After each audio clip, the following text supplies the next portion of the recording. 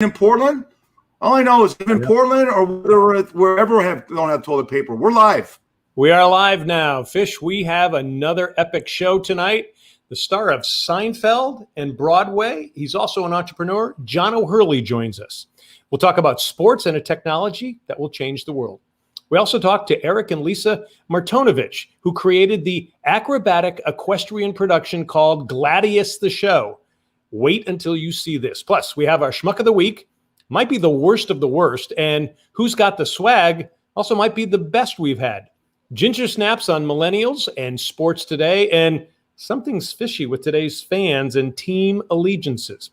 Hi, everybody. John Daly here with Eric Snyder, a.k.a. Fish. Welcome to Daily Fish. We are coast to coast coming to you from Las Vegas and Myrtle Beach. We talk about sports, entertainment, and everything in between. Fish, I'm excited about tonight. John, this is our 10th podcast, and thank you for putting up with me, buddy. I think it's the other way around. All right. It is time now for the daily grind. Here's what we are grinding on first. Breaking down the Stanley Cup and the NBA Finals. The Clippers won in Phoenix last night, denying the Suns. The series goes back to L.A. Thursday. Seems like a plus for the Bucks waiting. But, Fish, I ask you this. Are the Bucks resting or rusting? Great question. You know what? If Trey Wayne for the Atlanta Hawks is healthy, and he's got an ankle issue right now, they could push that to 6 or 7 games. I like Phoenix to win that series against the Clippers. I know it's 3-2, and I like Milwaukee to win. And you know what? I'm going to go with the Phoenix Suns and win the championship. All righty. All right, the NHL Finals. Tampa pounded the Canadiens. The Lightning are home again tomorrow, hoping to go up 2-0. Now, to me, history says startups and long shots make it to the finals but never win. What do you say? I agree. I absolutely agree with you. And you know what? What a great story Montreal is. But they are a 500 team. They were 24-21 during the season, John. Got hot in the playoffs. Beating the Knights was absolutely that was incredible. They were big underdogs in that. Yeah. But Tampa has 2 of the 5 best players in the league in Nikita Kucherov and Steven Stamkos, and they skate fast. And Masaleyev, their goalie, is the number 1 Russian goalie in the history of goalies. He's better than Nikolai Khabibulin. I wanted to say that name. So I like Tampa to win. I like Tampa to win this series, John. What about you? I like Tampa too. At the beginning of the series, I said Tampa, even though I picked the Golden Knights to win it all, and I was wrong. But so a scourge on Tampa if they take my prediction to heart. Hey, another NHL note: the Golden Knights will host next year's All-Star Game. That's cool for Vegas, but for some reason, I don't watch All-Star games. Do you? No, I don't watch All-Star games. We got the Pro Bowl next year. We got the All-Star game. But I'll tell you what's going to kill it and crush it. We have the NFL draft coming to Las Vegas next year. And I promise you, there'll be 300,000 fans hitting the strip during late April of next year. Isn't that funny? I'll watch the draft, but I don't watch All-Star games. All right. Turning to baseball, the Sticky Spin Saga is slathering up baseball. Did you like that? And I would say this is for the better. Batting averages were at .236 before June 3rd. After that, batting averages jumped on average 8 points. Now, just today, the Mariners pitcher Hector Santiago got a 10-game penalty from the league for his substance abuse. Not substance abuse, the substance in his hands. Meanwhile, pitchers such as Yankees' Garrett Cole, they're struggling. So is the Red Sox' Garrett Richards. But he's adjusted by going away from the heat and throwing changeups and slow curves. I think more pitchers are going to have to do that. Now, if they could just speed up the game, Fish. Absolutely. Now, you know what? It's funny. You remember we talked about the Earl Weaver, the confrontations? Now you're saying go on YouTube and watch Max Scherzer. He pulled his pants down. So you're looking at it was great. And then Joe Girardi got into it. You're going to see some great drama from umpires just looking over pitchers. But I agree with you. You know what? They look. They're trying to get an advantage. If they get caught, they deserve to be suspended. Yeah, and we'll see more runs. It'll be more interesting for baseball, I think. All right, some history's coming this week. The NCAA's Division I Board of Directors are expected to approve college athletes making money off their fame. They're going to make it official. Some athletes, though, they're already ready. Jordan Bohannon, who plays basketball at Iowa, has an apparel line ready to go. Maybe he'll get an MBA before he gets to the NBA. Fish, this going to change games, you think? I love it. That's great. I think it's fantastic. I've been looking forward to athletes not being exploited. So guess what? If Fanatics has a jersey of the next great quarterback out of Clemson, let that kid make the money. I think the NCAA is dead as far as owning these kids, and I think it's been a long time coming. Yep, I would agree. And that is this week's grind. You have a question or comment, drop it in the chat box or email us at dailyfish1@gmail.com or post to Facebook at daily.fish.5. All right, time for some binge watching. Fish, what are you binging on? Well, hang on a second. I got to get this guy out of here. Oh, my God. Thing. I'm not binging on him. I'm not binging on that guy. I don't know. What did Mad Match get in there? Schitt's Creek. Schitt's Creek. You turned me on to Schitt's Creek. The Wealthy Rose family, and Johnny Rose is played by Eugene Levy. They get defrauded by their business manager. They're one of the richest families in the world, and they got to go live in this really dumping motel in the outskirts of Canada. And it's how they interact with the locals. So, you know what? It was so great. And when you watch a show and you're sad that it ended, I want more. Yeah, I love that show too. All right, Fish, I'm binging on something you told me about. It's called The Flight Attendant. It now has a second season. It begins with a flight attendant waking up in bed with a dead man, and she can't remember how he got there, and it gets crazier from there. I'd suggest definitely taking a look at this before the second season comes on. John, is that a story of your life? It is. I've been found dead in many people's. Well, never mind. I won't go into that. All right, now we won't talk about you in planes. That's for another story. That's for another episode of the Daily Fish. No. That's something smelly. No. All right, let's do something fishy now about sports fans. Fish, what's going on? What are you sensing here?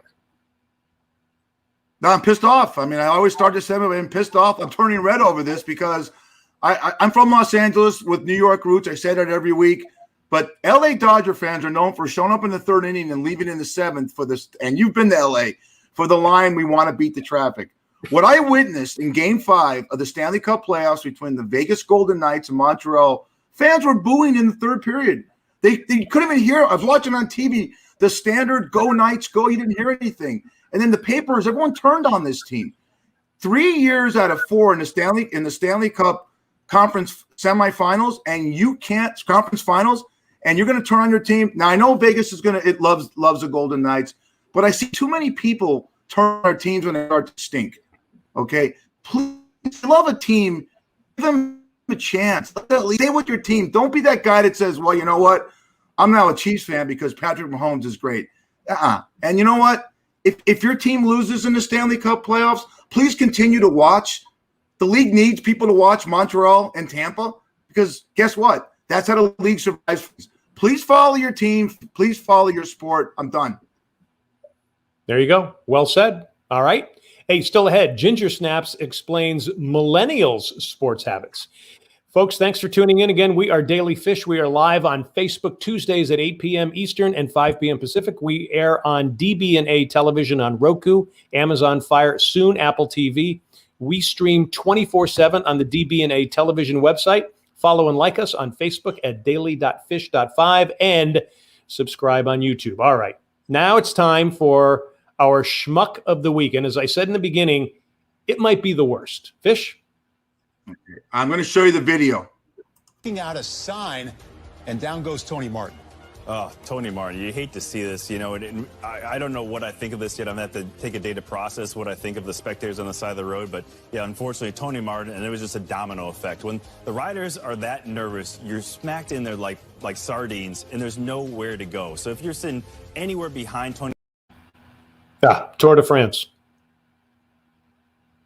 I'm speechless. And this idiot, this coward, they can't find him or her. We don't know who he is, but that's a major pileup.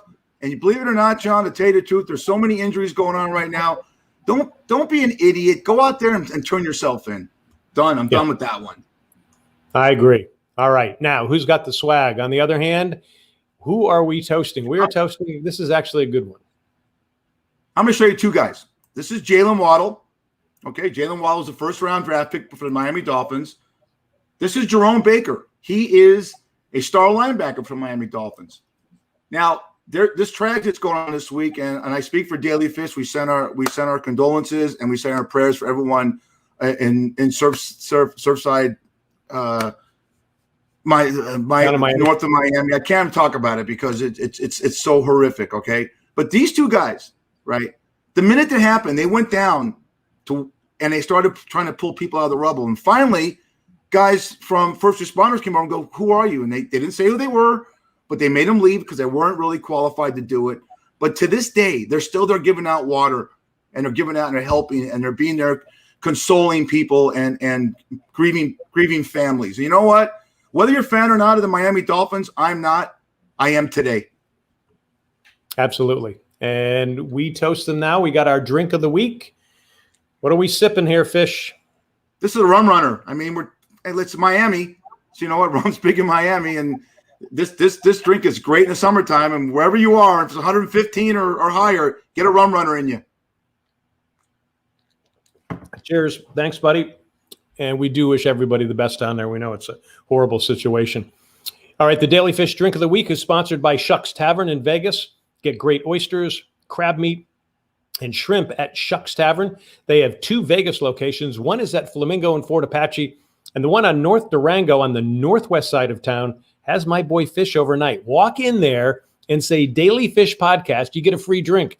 Do it 2 days in a row. You get a free appetizer. That's Shucks Tavern. Check out Shucks Tavern on Facebook.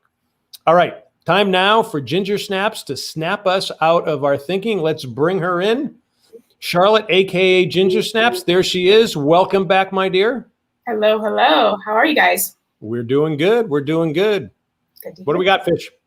Well, you need to help us with this because you know my son. He's a few years older than you are, and I'm concerned that millennials are losing interest in sports, whether it's team sports or individual sports. He might be the only guy of his whole social circle that follows any sports.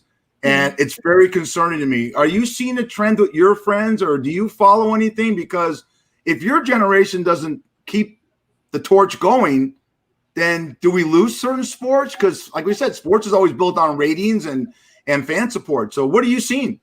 Right. Before I speak on this, I do want to ask for immunity on this show because a big part of our premise is sports.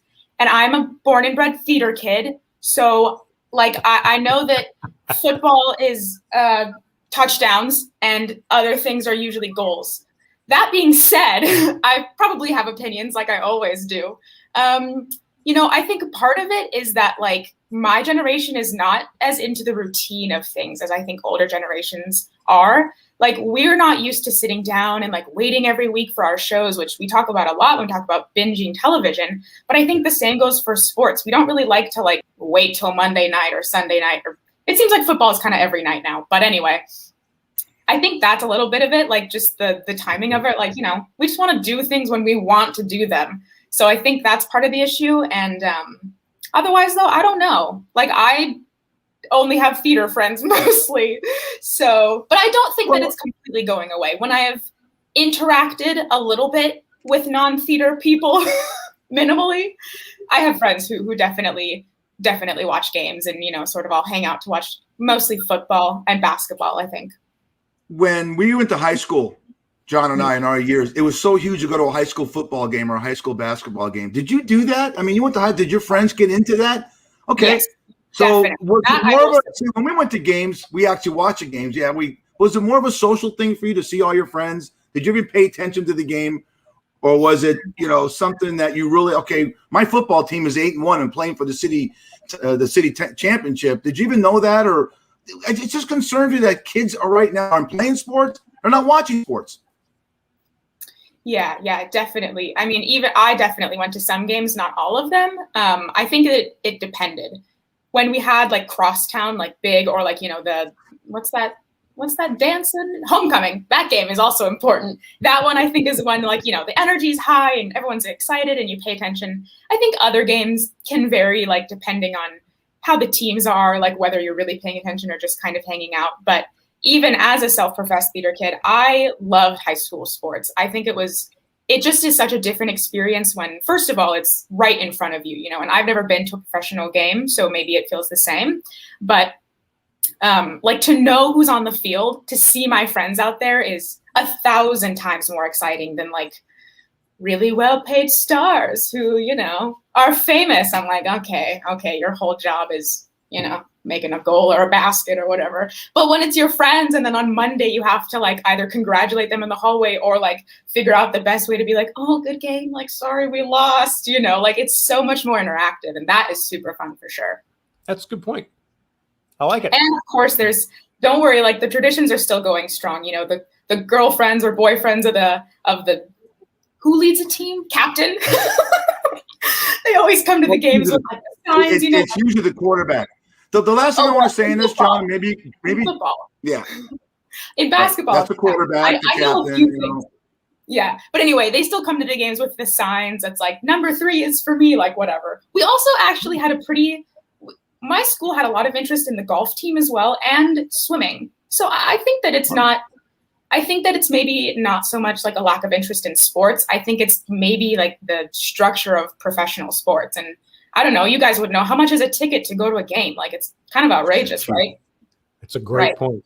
That's a really good point. And then also, we talked about this before, you know, Major League Baseball has this thing on Major League Baseball channel has this thing called Quick Pitch. And literally every morning you can watch every game in an hour and get all the highlights. You get it out of the way rather than sitting and watching 4 hours of a game that you might be bored with. So no, it's good points here. Absolutely. Yeah. I think there's also a little bit of shifting interest. Like what I've been hearing from people my age is, first of all, a lot of renewed interest in women's sports teams, which is awesome, you know, and I know that there's still a lot of discrepancy in like how much pay the women's basketball team makes versus the men's, which is absurd that we're in 2021 still dealing with this. But also, like this year, I think there's 6 new sports going to the Olympics, including skateboarding, which is so cool. And like all the kids on the team are like 16. Insane. That is what I think is garnering a lot of interest in people my age. Just like new things, some freshness, you know. Let's talk about bowling on the show next week.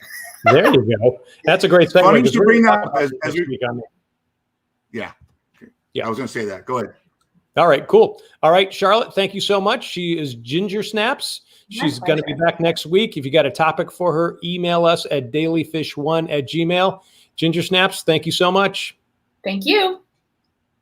All right, we're just getting started. Next, we gab with Eric and Lisa Martonovich, the creators and leads in the acrobatic equestrian production called Gladiator, the show. Can't wait for you to see this. All right, but first, let's tell you about MedSonics. If you're in Vegas and you're in pain, go to MedSonics. The sound wave technology works. It is non-invasive. You sit there for 25 minutes and relax, and it relieves pain. The website is medsonics.com, spelled MEDSONIX, medsonics.com. Al is the owner, inventor. Tell him Daily Fish sent you. All right, let's bring on our first guest. Eric and Lisa Martonovich created and star in Gladiator, the show. 15 performers and 22 horses bring you an equestrian aerobic show like you've never seen before. It's based on mythology and gladiators, described as Cirque du Soleil meets Mad Max on horses. Before we talk to them, take a look at this.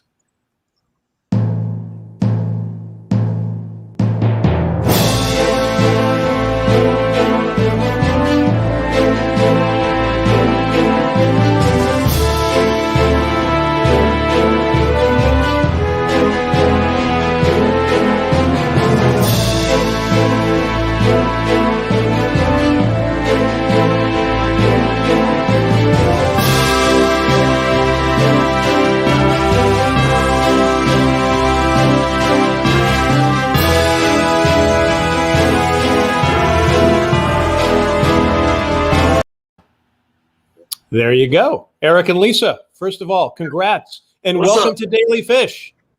Thank you. Good to be here. That was great video. Can I sneak in there? Lisa, you're better looking. Get in there. Yeah, the pretty one. Yeah, she is. So what's up, y'all? Well, you both look like you just auditioned for another Mad Max sequel. This is phenomenal having you guys on. Describe to the audience, our audience, the composition of your act. Are they recreations of Roman battles, daredevil stunts? Give us what you guys do in your show. It's all original. Some of it has some basis in different ideas that come from different things. We have a chariot act that the ideas came out of the movie Gladiator, but everything's completely original. Everything is created from scratch. Even though those chariots are actually built for the show from scratch, everything is completely original. So there's absolutely nothing that you would see somewhere else here. It's a pretty amazing. We have aerial apparatuses that's never been done before with anyone else. We have an air guitar and a lot of cool original stuff. Which isn't what you're thinking. Yeah. Don't ask what I'm thinking. I'm nuts. No, you both are incredibly athletic. What is your workout regimen, and do you require everyone? Yeah, do you require everyone in your act to have the kind of physique that you guys do? Yeah, so we're taking you next. That was my next question. Can you bring two old farts like me and John in and give us and make us a part of your act? You know, could you imagine us two in a toga? You got it. Now our workout routine's pretty ridiculous. I mean, we train normal, like working out probably an hour a day, 5 days a week, but we also train all the stunt stuff and all of that. When it all comes down, it's probably about 8 hours a day, 6 days a week that we're actually training all of it. So it's not, I mean, yeah, we go and we bench press and all that stuff too, but we're also doing, jumping from one horse to another horse and lifting each other over our heads and there's a ton of different. I lifted a horse too. Yeah. We have a video of her lifting a horse. But, so it's an intense. I mean, we're doing everything from acrobatics to aerials to weightlifting as far as our physical part. So it's a lot of work, but it's also a lot of fun. Yeah, you got to do what you like. I got to ask you this, John. I'm going to ask you one question because it's on both our minds. It's when you guys go on the road, and we know you're at the South Point, Eric and Lisa, you got a gig there. But when you go on the road, it's got to be incredibly expensive to move your talent and move all those horses. Give us a ballpark figure of what it costs you if you had to do a 3-day stint in Phoenix. Well, it depends on which part you're at. The total cost with everything from advertising to fuel to go do a show in Phoenix would be $75,000 to $100,000. Wow. Just a little bit of money. Well, I mean, there's a bunch of people to pay. There's a bunch of fuel. There's housing. There's advertising. There's all the equipment. I mean, it's just a lot of advertising can be a lot, but it's just everything just adds up. We got 20 some horses. We got 15 performers, 10 tech crew, a bunch of backstage hands. Riggers to help with the setup and breakdown, just all of that, drivers to drive the trucks. So it's just a lot of little things that all kind of add up to, and I always want to say, yeah, we could do it for like $20K, but the reality is it's about $75 to $100K to do a weekend. Wow. This is Daly Fish. We're talking to Eric and Lisa Martinovich from the show Gladius. The website is gladiustheshow.net to find out where you can see them next. So where do you guys go next? Are you just hanging in Vegas, or do you have other on-the-road shows? Well, after 2020, everything obviously slowed down a lot. All of 2020, we had nothing. We just got back from North Dakota. We're doing a show there, and we have a bunch of stuff pending right now, and as soon as it's actually for sure, it'll go up on our website. Right now, everything's still pending, though. We don't have anything for sure. A few things are pretty close, some TV stuff and a bunch of live stuff, but again, it's all at this point, everything's still pending. Yeah, I mean, it's now your act is acrobats. But, I mean, your acrobatics. At least we have stuff pending. Yeah. Well, yeah, go ahead. Look, I mean, everyone took a hit in 2020 from the hospitality industry, obviously to to what you guys do, because there's nothing live. But now we're making our comebacks, and you guys have a show that not only acrobatic and you do portrayals of gladiator, chariot races, stuff like that, but you're kid friendly, correct? Yeah, no, it's a kid friendly show. It's all ages. And we're turnkey. We can go anywhere, do anything. We have all the equipment to be able to set up it. We could set up in a field and play there. We're completely turnkey. So really for us, it's just a matter of getting things moving again. And it's a big investment no matter what. So it's not like someone's going to call up and be like, hey, can you do a show next week? So it's a time thing. It's just going to take a minute to get everything rolling again. But so far, what we have done has been amazing. People are ready to go and see stuff, and man, they're just everything we've done. We even did a dress rehearsal at our place, I think we did a $75 ad on Facebook or something. Is all we did, and we had over 1,000 people show up to that. So wow. People are ready to go and do stuff now. It's just a matter of getting everything in line and making it happen. So what type of venues are you looking for? I mean, if you were to reach out to somebody who's watching the show here, who's got a hotel, who's got an arena, is there anything? What kind? Well, like Caesar's Palace. right. The long-term goal is to be on the strip. I mean, that's the long-term goal. We want to have the show on the strip, playing every night. Obviously, that's not happening tomorrow. The best venues are like a South Point type venue. That arena setup is the easiest for us to come in. It's we can come in there, set everything up really fast. It's really easy to work. But like I said, we can do almost anything. We've got a venue we're talking to right now where the actual venue itself, the ceilings were too low for us because we have all the high aerial stuff. And they really wanted to have us come anyway, so we're actually going to set it up outside the venue and do the whole thing as an outdoor show. Obviously, it's a little more weather dependent than if some bad weather comes in, that can be a pain in the ass. But it's doable. I mean, everything's doable. So we're pretty flexible. We can do a lot of different stuff. We have a few requirements as far as just raw space. We need about 150 by 100 feet of just arena floor space. And then we need a ceiling height of at least 27, 30 feet or outside. And then we bring in our own structures. The choreography I hear is phenomenal. And good. Is it a combined effort? Is it a combined effort, Eric, between you and Lisa to do the choreography, or do you involve some of the other talent that you have in your show to recreate some of the acts you want to do? How does that work? So we facilitate all of it, but I like using the talent that we have. I mean, we hire in amazing, talented people to do this stuff, so I'm not going to sit there and tell them how to do their job. So we really we have the theme, and we kind of point them in the direction we want to go and everything, but I give the artists as much freedom as possible so that they can really do what they do. I mean, they train all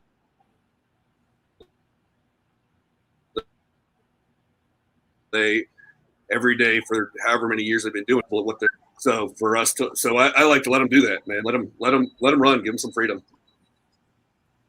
Right. Like you said, Gladiator, Russell Crowe. Have you looked at some other chariot movies like Ben-Hur? Have you looked at some of the ones that you might see on Pornhub and say, you know what, there's some good stuff there we can use. Yeah, there's a Seriously, sword battle. Ben-Hur's a great chariot movie. Spartacus. I mean, we're going back to John and I's era, but Gladiator obviously came out in 2000, 2001. Great film. This and that.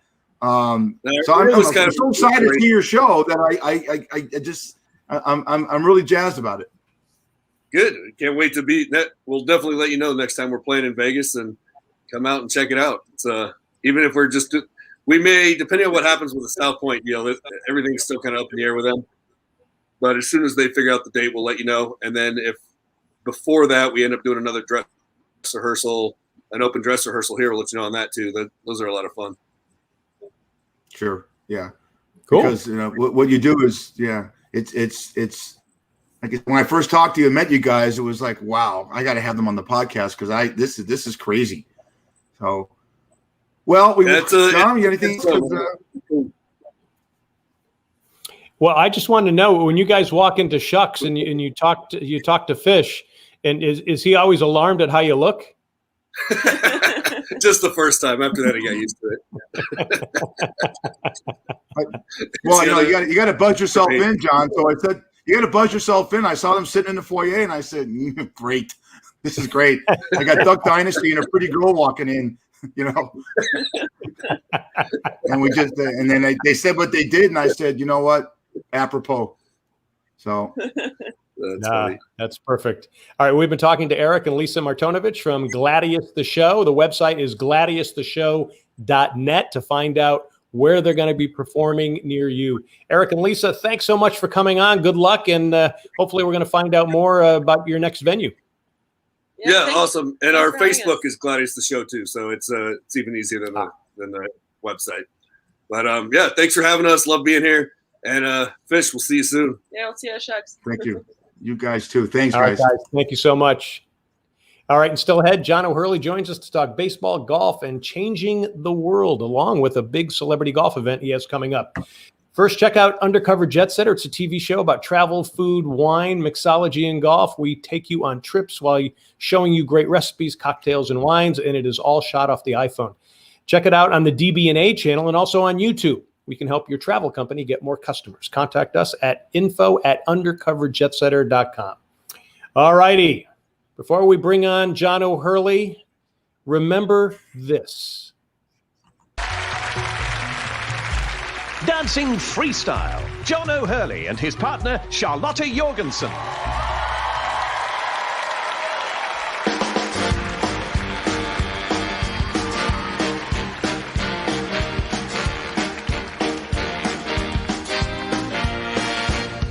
Tonight, we're gonna make it happen.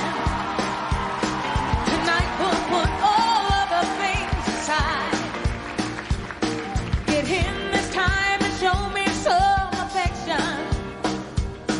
We're going for those pleasures in the night. Let's get excited.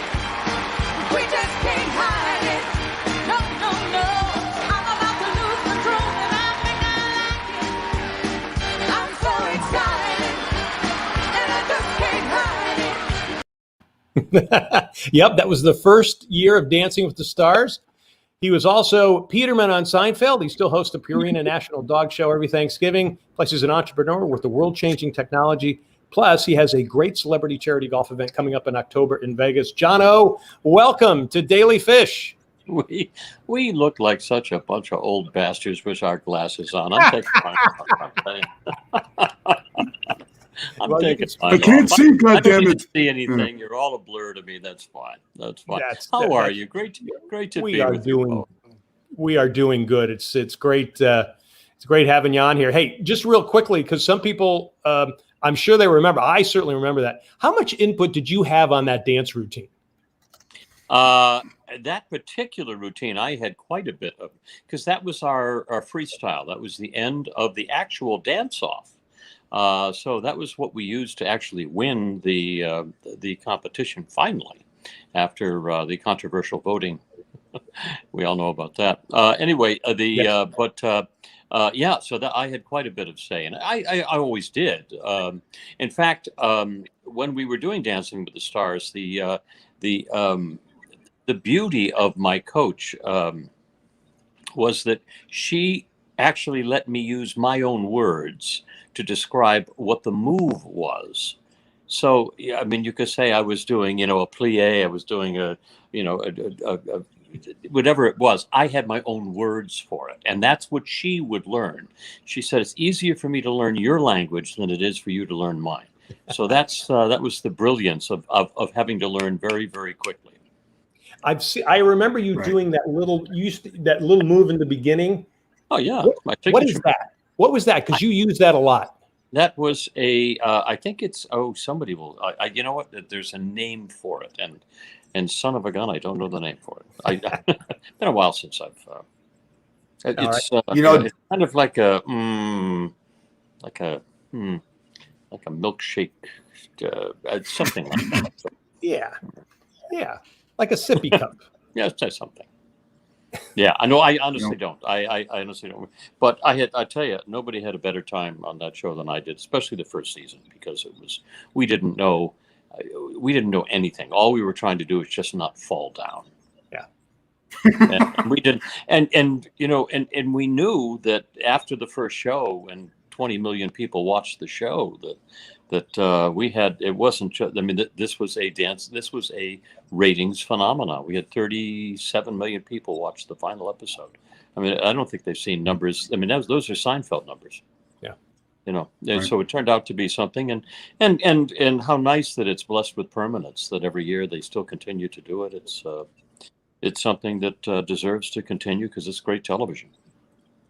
When I was doing my background on you, I saw that. I said, oh my God, I got to show that clip. And I'm thinking, you've done To Tell the Truth. He did Family Feud. I said, Denny Terrell somewhere's got to be saying, John O'Hurley's he's going to bring this franchise back. You thought about doing something like that? Because you just talked about the numbers. Our generation, John, remembers Dance Fever. So I'm trying to get you to start this thing up again.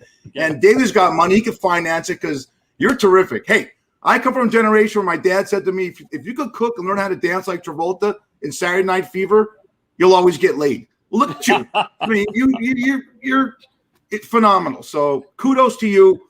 I have a question for you. Yep. You guys are college roommates in Providence, right? Well, who was the better roommates of a sort? We were kind of divided by a wall.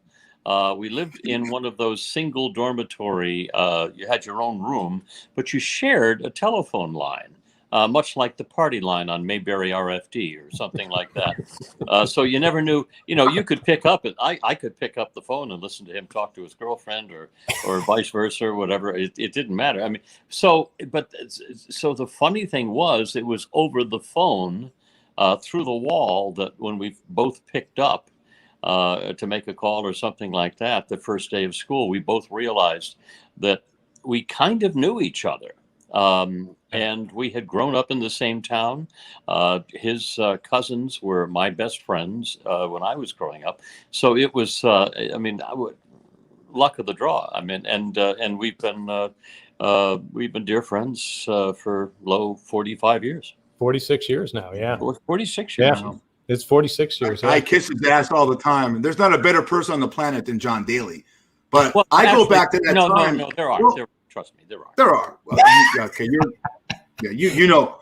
But what I'm concerned about, and I always said, God, John's so good looking.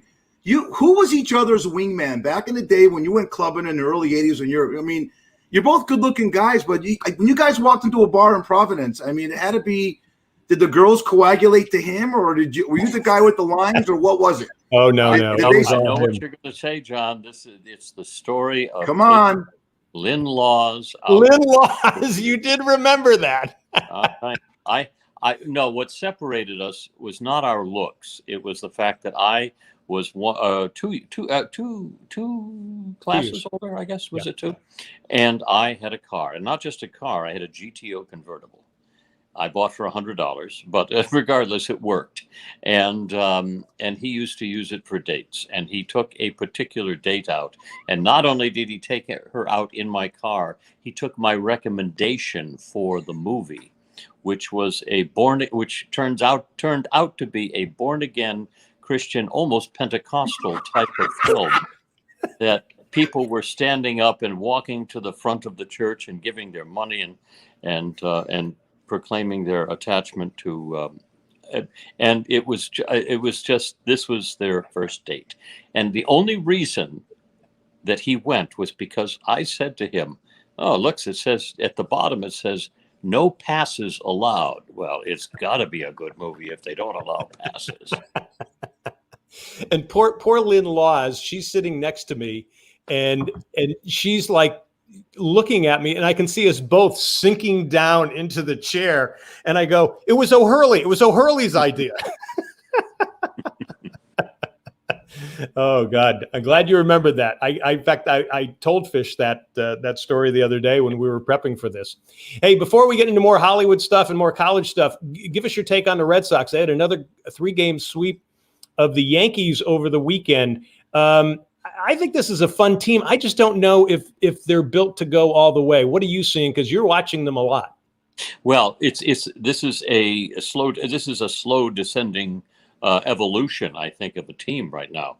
You have a lot of young guys that are developing, like Dahlbeck and Chavis, if we see some more out of him, but also some of the younger pitching staff, Sawamura.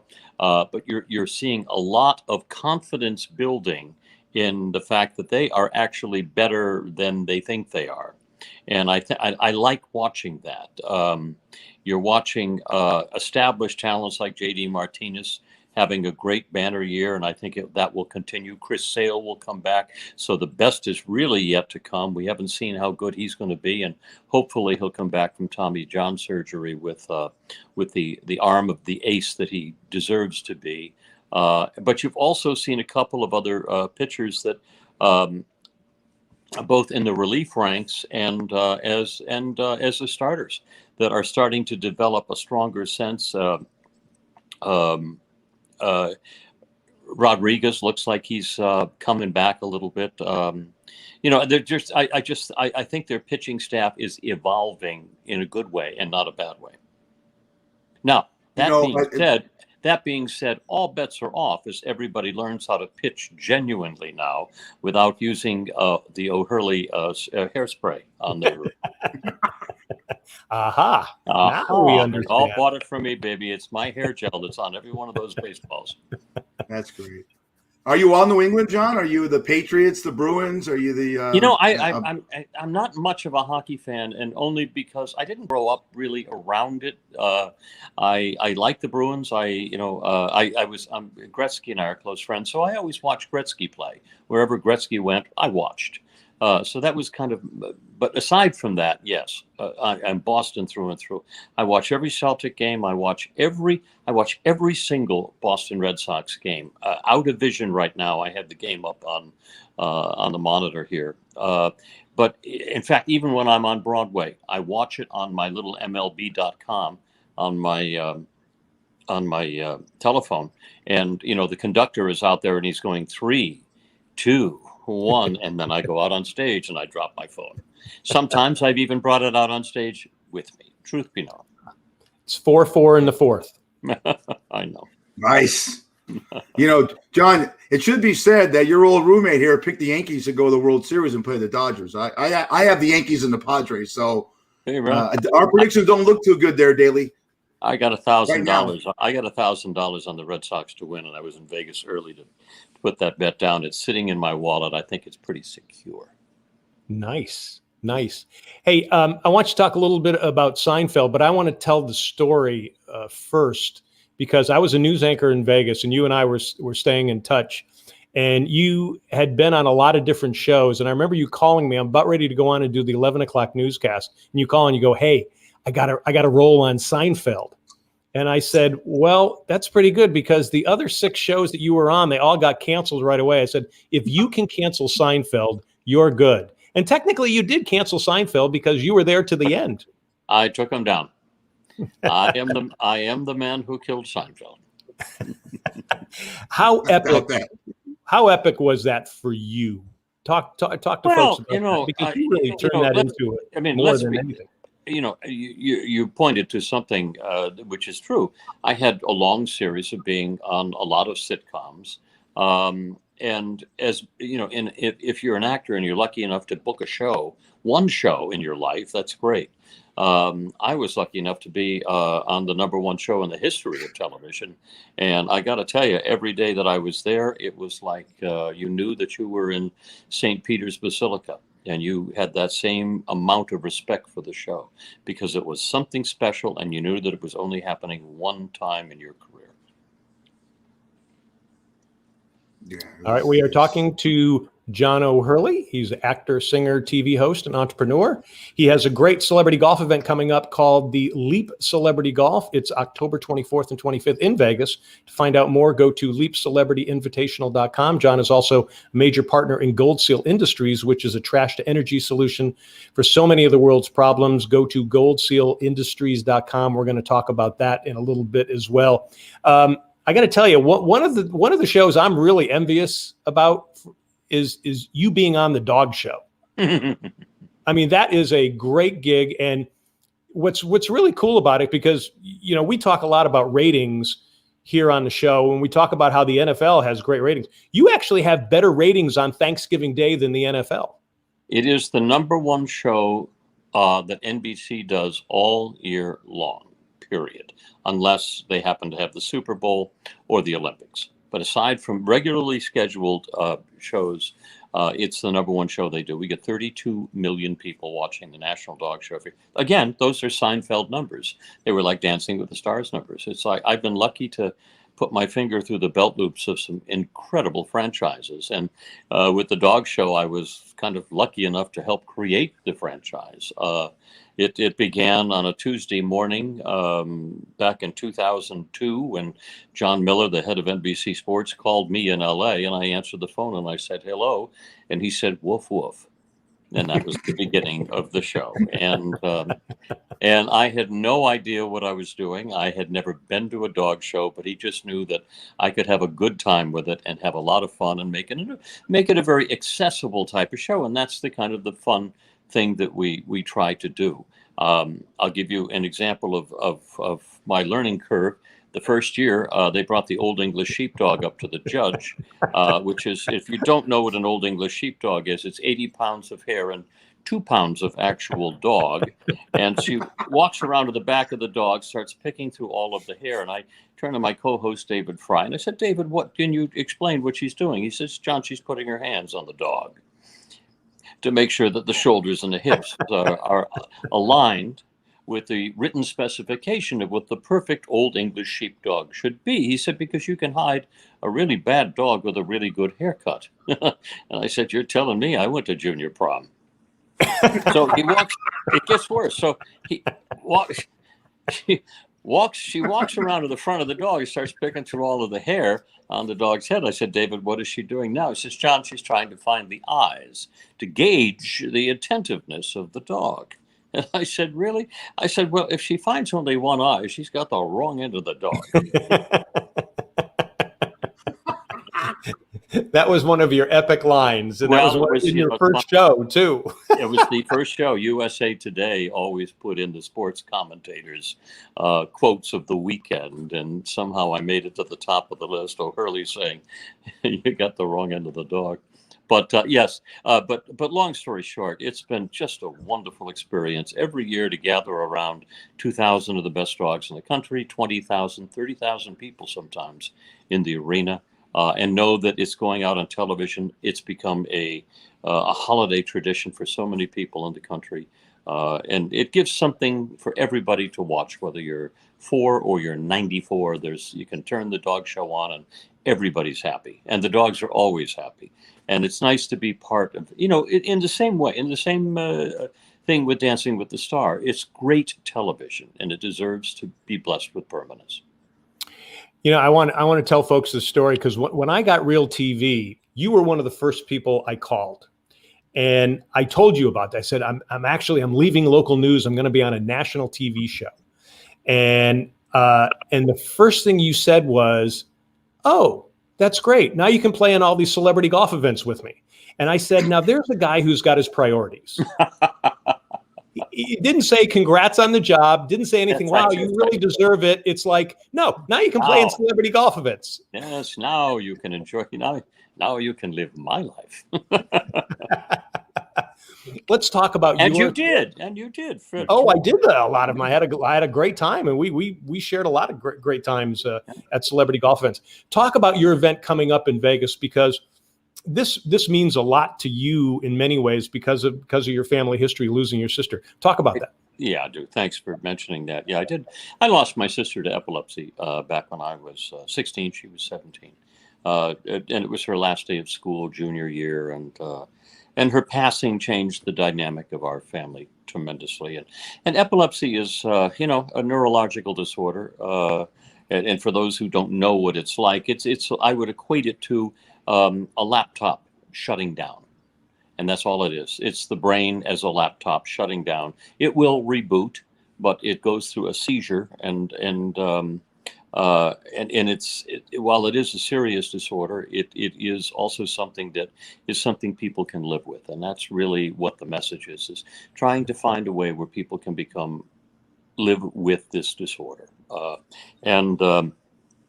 So I have become national spokesman for it since I was really kind of midway through my career. And every year I host, which is an extraordinary event out in Las Vegas every year, a place that you know quite well because that was your stomping grounds for so many years. Out at Lake Las Vegas, out at Reflection Bay, October 24th and 25th, I have a celebrity golf invitational. I've got some of the best celebrities from Ken Griffey Jr. to Marcus Allen to Alice Cooper to we're having a concert there with the guys from Journey, from Chicago, from Rascal Flatts. It's going to be quite an event. And every year we raise more and more money for the Epilepsy Foundation. We are looking to solve the issue of finding the biomarker that actually determines what is a very difficult thing in epilepsy, and that is sudden death. And that's what my sister died from. We're trying to isolate that and find the biomarker for that. So as we continue on our march, the tournament goes on.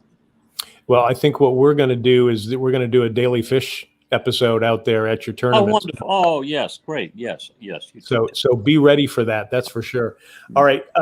John, I want you to talk about also Gold Seal Industries. This is your company that is a trash to energy technology that I say can solve many of the world's problems, pollution, food scarcity. Fill everybody in on this and what's happening now with it. Well, thanks for talking about that. Essentially, this technology is something that I uncovered about 13 years ago, and it has been the focus of my life. And that is to take any form of waste and turn it into large amounts of energy. But more importantly, it does so. It processes all this with absolute zero emissions. Not only is it zero emissions, but it also is parasitic. So it is off the grid. It powers itself.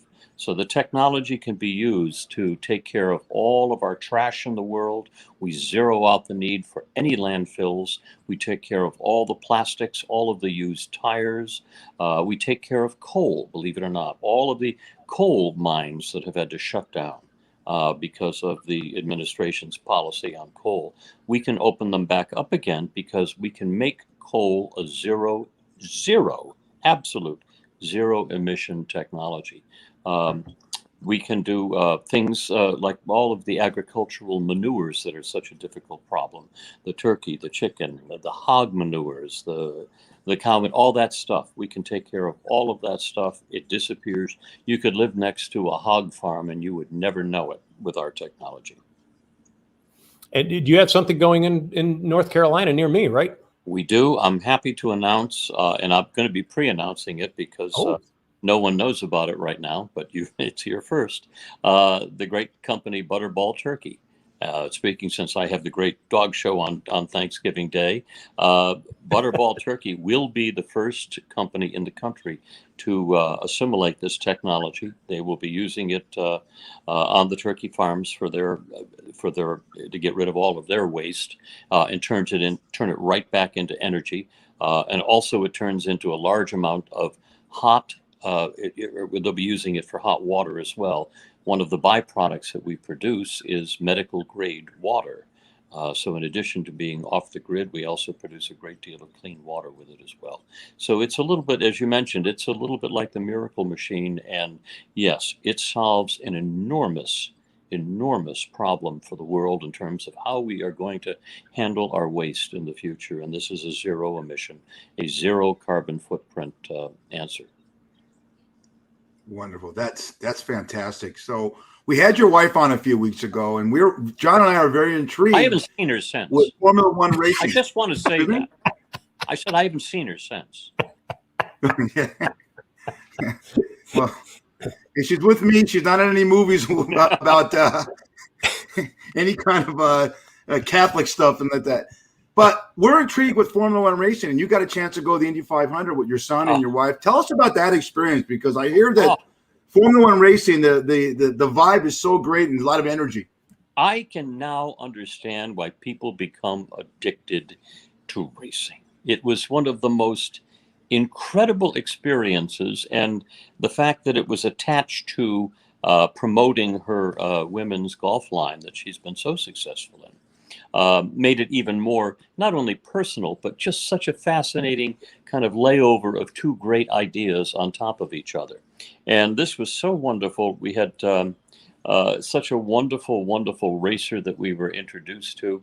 And, the whole ambiance of what it was. I understand why, families matriculate to racing, because it's such a family thing. It's like you want to get around and one guy's racing a car and one guy's repairing it in the back, and it's like I understand why families function around this sport. It is one of the most magnificent things to see that much power move past you, and you can't watch it straight on. You have to actually turn your head down the track to catch your car. You cannot look at it straight on because it's moving. Your vision can't catch it. It's moving that fast. It is just amazing that they can make turn that Indy track in 37, 38 seconds. It's beyond belief. It's a sporting event that everybody should go to once in their life. Exactly. John, we I only hear got the about. same thing. Go ahead. Go ahead, John. John, you've been to World Series, you've been to Ryder Cups. How do you compare the Indy 500, which is a classic? How would you compare it to other events? There's really nothing like it. I can't imagine. I mean, you are a human projectile traveling at 230 miles an hour in a small tube, and all it takes is one shift the wrong way, or somebody reacting in front of you, and it can be a catastrophe. And guys are making their livings by traveling that fast and being only 5 or 6 inches from each other as they move around the track. There's nothing like it. There's nothing like it. Awesome. What can we see you coming up in a film or a show? What can you tell us that we could actually watch you on the tube? Let's see what's coming up. Well, I hope to be. I mean, I hope to be back on Broadway this fall. I have obviously the National Dog Show, and this will be our 20th anniversary in November. At that same time, I am anticipating being back on Broadway with the musical, my show on Broadway, Chicago, which I have done over 2,000 performances of, and love the show. We're also in talks about reviving Spamalot, which is another one of the Broadway shows that I've spent a lot of time on. I did about 1,000 shows of that. You did that in Vegas too. And did it in Las Vegas as well, and then toured it all around the country. I have a movie in Greece that I'm getting ready to do, just waiting for the clearance as to when that will open up. I have a couple of projects that are sitting on the desk of a couple of networks to see right now if they're going to put them on for the fall. So we'll see. But I try to stay relevant. I have my one-man show, A Man with Standards, which I keep touring around the country. So that's still a great joy. All right. We've been talking to actor, singer, TV host, entrepreneur John O'Hurley. He has a great celebrity golf event coming up called Leap Celebrity Golf. It is October 24th and 25th.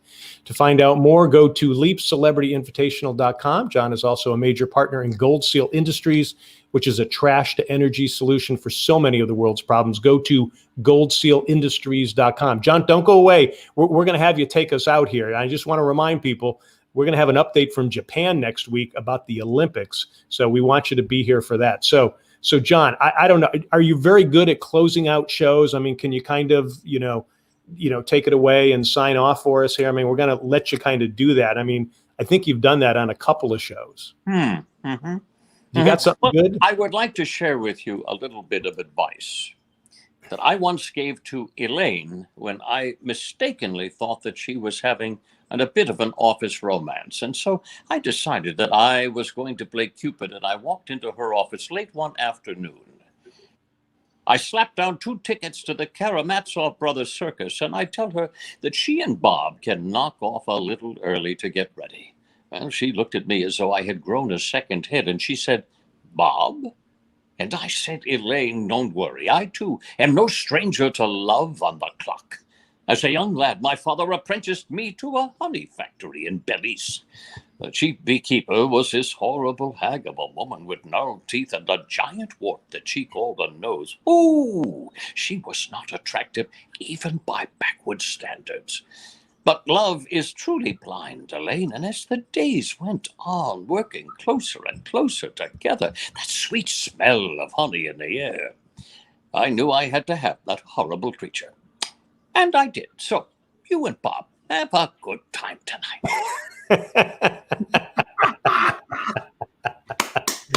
What a way to go out on Daily Fish. That is for sure. Hey, Jono, thank you so much. Great having you on. We'll have you back again, buddy. Great to talk to you. God bless you both. See you in Vegas. I'm based in Vegas, John. So when you come out, come to the restaurant. We'll talk. All right. Beautiful. Beautiful. All right. That's John O'Hurley. Remember, Daily Fish is live from Vegas and Myrtle Beach. You can see us on Facebook and YouTube. Watch on Roku TV, Amazon Fire TV, and Apple TV. And we're also on DBNA Television. You got any comments? Email us at dailyfish1@gmail.com. Okay, Fish, that was a great show, wasn't it? Fantastic. I didn't know he was on Broadway. 2,000 shows in Chicago? Are you kidding me? Wow. Absolutely. That guy. And he played Roxy. I hate using cliches. Say again? He played Roxy. Yeah. He's just fantastic. No, I want to hear more about Linda Laws, but we got to go. So take All us righty. out, John. All right. Daily Fish, we'll see you next week. Thank you.